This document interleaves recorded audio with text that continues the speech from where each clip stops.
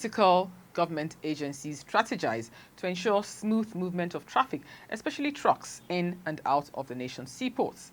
Both organizations agree that there is no limit to strategies they can adopt or deploy to tackle the various obstacles affecting the ease of movement within and around the ports, especially in Lagos.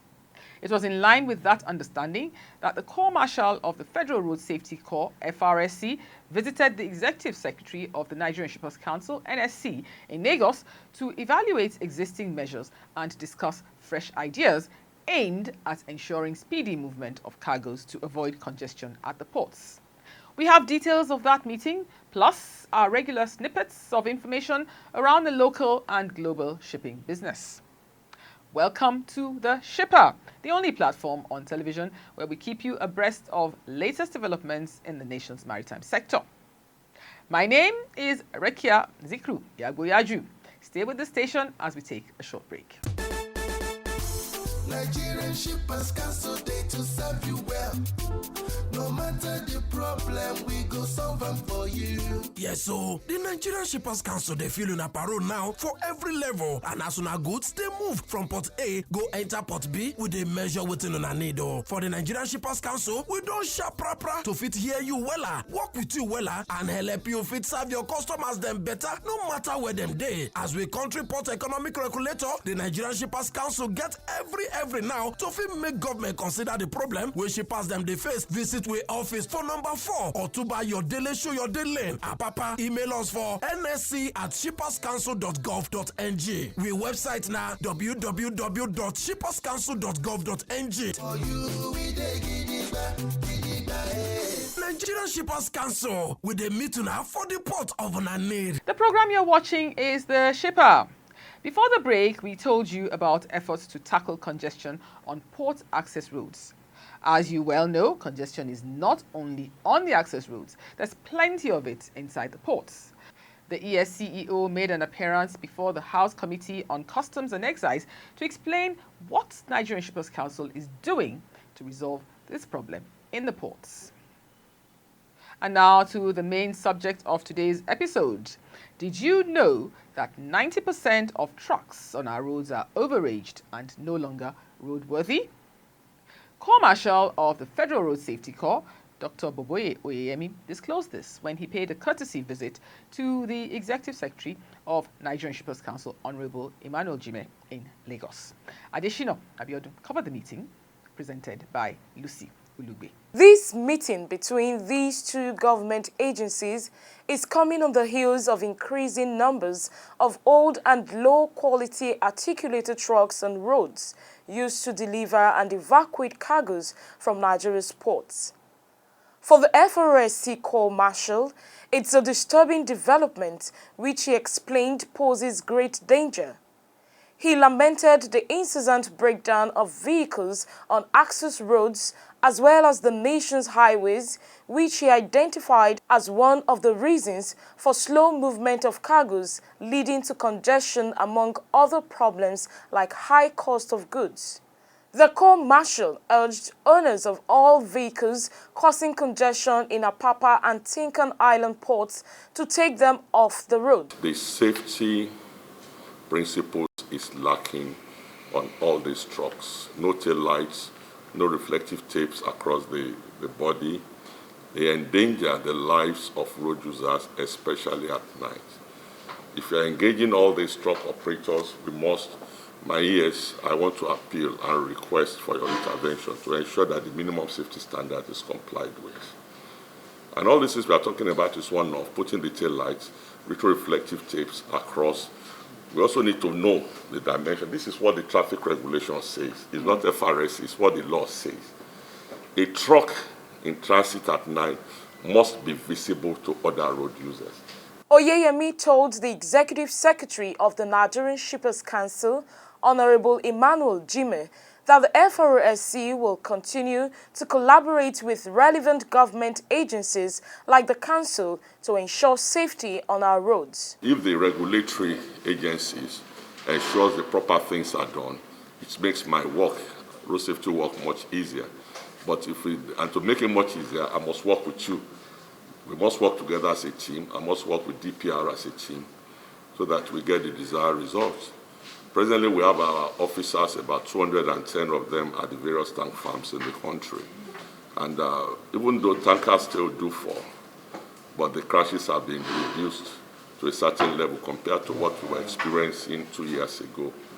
It's not that accidents will be reduced to zero, but controlled level. But once we can get, which I've just informed the DCM operations that always go with me when it comes to this kind of thing, once we can get the full enforcement of safety valve done, I think those loss of lives and property will reduce. Oyeyemi stressed that a scheme aimed at developing transport infrastructure, especially the inland dry ports and trucks transit parks and sensitization for truckers, will always receive the full support of the Federal Road Safety Corps. The Executive Secretary of the Nigerian Shippers Council, Honorable Emmanuel Jime, expressed delight at the visit. He said such collaboration is a viable initiative to addressing some of the critical problems affecting the nation's logistics sector and growth of international trade. Jime acknowledged that both agencies have made remarkable strides working together towards the development of critical infrastructure. Gladdening to state that the Federal Road Safety Commission has remained consistent in her collaboration with the Council, which have delivered very critical outcomes that are in line with the present administration's economic diversification agenda and ease of doing business in Nigeria. I'd like to say with all due modesty, Corps Marshal, that our two agencies have recorded very great landmarks together, especially with respect to the development and operations of critical transport infrastructure, which you have alluded to, in other words, the vehicle transport areas, and indeed also the inland dry ports that the Council is promoting. The resolutions that were arrived at during your last meeting in May, those resolutions, Corps Marshal, have given impetus, I believe, to the collaboration and the partnership between our Council and the Commission, especially as they relate to the development of a structured and sustainable haulage system, the standardization of trucks as it concerns the implementation of the Road Transport Safety and Standardization Scheme, and also the Interstate Road Transit Scheme. Council will continue to work with relevant stakeholders in the maritime industry to develop a structural and sustainable haulage system. Roads are built, for example, to last for 5 years, and then you destroy it in 3 years.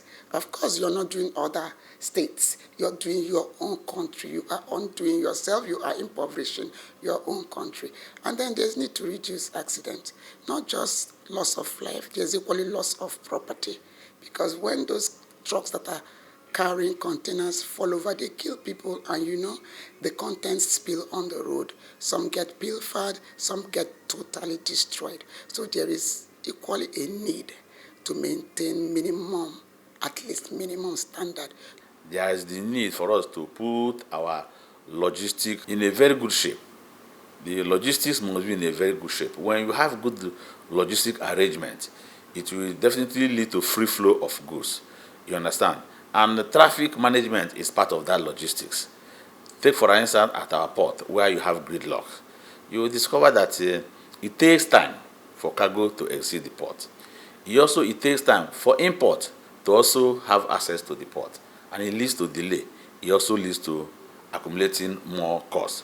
So another area that we also want to partner with the road safety is to ensure that the gridlock on the port access road, is eradicated. And as we rightly pointed out, Shippers Council has also conducted a study on the cost of the gridlock on the port access road, which we handed over to the road safety.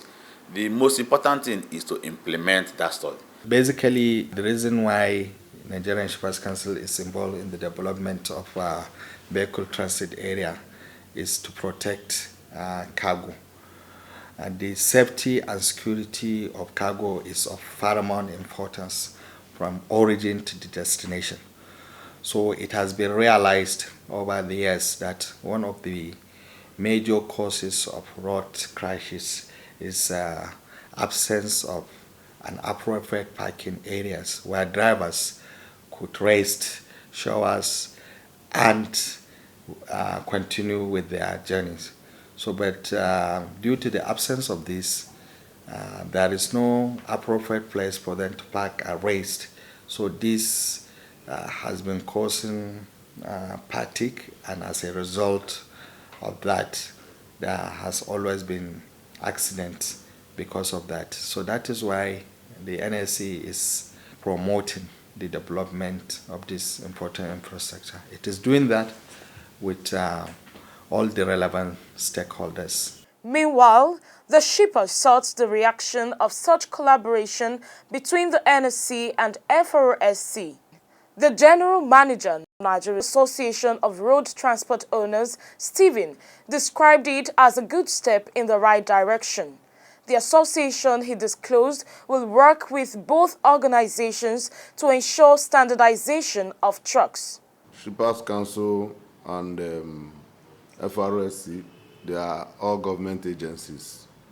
So if they choose to collaborate to address the issues that are bedeviling the maritime sector, I don't think it is a bad thing.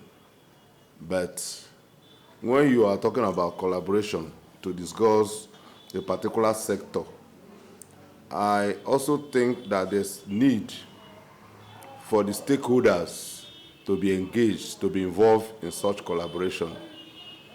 Because sometimes you are discussing my matter and I am not there to make input.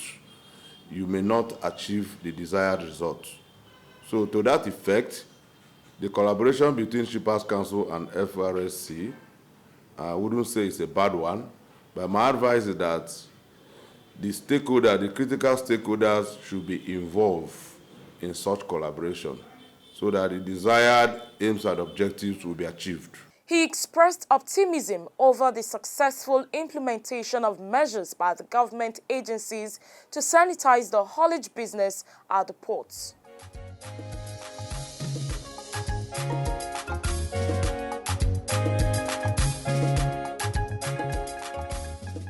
Such collaboration is no doubt very important in order to address the free movement of cargoes in and out of the ports. Nigerian Shippers Council will always keep its doors wide open to welcome stakeholders with fresh ideas. After all is said and done, there isn't a single person in Nigeria who is not adversely affected by these problems of congestion in the ports and on the access routes. Yes, even you in faraway Lake Chad and Ilela. Yep, you too. Moving on, here are some stories making the rounds in the shipping world. Abikedu is our guide.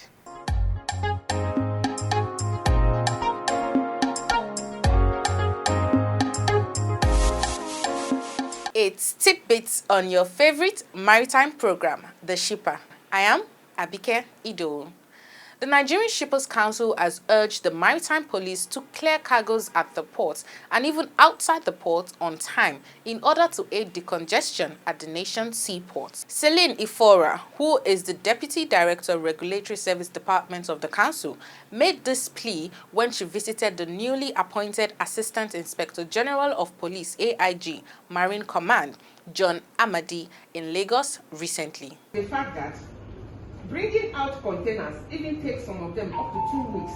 And then if they are supposed to start counting the 2 weeks and so on, in addition to the retaining of these containers, then you will find out that the time will be very high and the amount of money these people pay for storage. Because the terminal operators will not listen to you that, yes, maritime police say we should retain the container, therefore, you should not pay. You must pay, This is where we lose a lot of money. And then cargo comes out and it becomes very expensive in the market for you and I. So these are the issues that we want to see how maritime police can squarely look at this. The newly appointed AIG, John Amadi, revealed that most cargoes that are delayed during the point of examination are as a result of false or under-declaration. So, This is a message to all shippers. Make sure declaration on your bill of lading is correct in order to avoid delays. Now, remember, as regulated service providers, you still need to register via the website www.shipperstradedata.gov.ng. Let's now check on our complaints register for the week.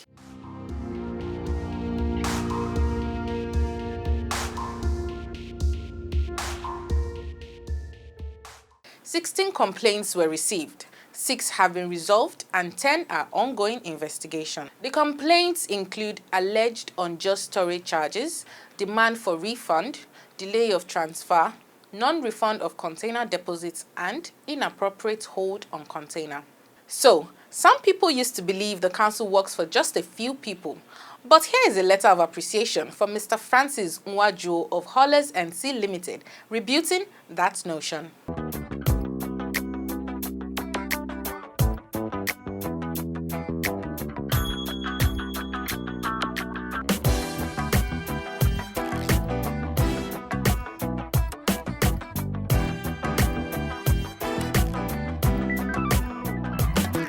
The council, in fact, works for all, and we shall continue to keep the light shining.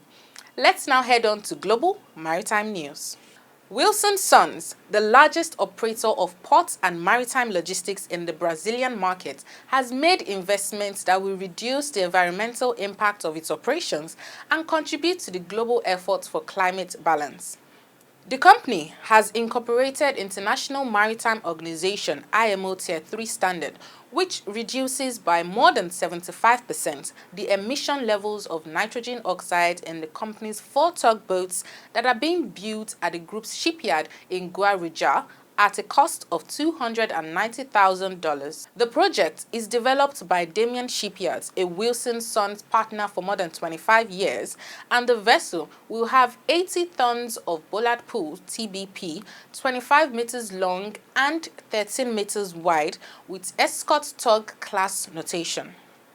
With this technology, the new tugboats will comply with the requirements of the Northern American and European markets determined by IMO as emission control areas. Wilson Sons is being a pioneer in Brazil in meeting the requirements of Tier 3 standard, since it is not a requirement for the national territory, anticipating an eventual regulation in the country, explained Rodrigo Bastos, Director of Operations of the towage unit. Do you know that some 1.9 million TEU in capacity caught up in the closure of the Suez Canal are starting to swamp major container ports around the globe? Well, according to the supply chain visibility company Project 44, the 1.9 million TEU in capacity held by the 6-day closure of the Suez Canal from 23rd to 29th of March are set to swamp ports that were already at the limit of their capacity following the boom in the container trade from the second half of last year. The largest volumes are, not surprisingly, set to hit some of the main hubs on the Asia-Europe trade. According to Project 44, there are some 370,000 TEU of capacity that were en route to Singapore, with 83 vessels representing 299,310 TEU already anchored or at berth as at 12 April 2021. Chief Executive of the Maritime and Port Authority of Singapore, Ka Lei Hoon, said that the world's largest transshipment hub was readying itself as a catch-up port to handle the anticipated shipping backlog.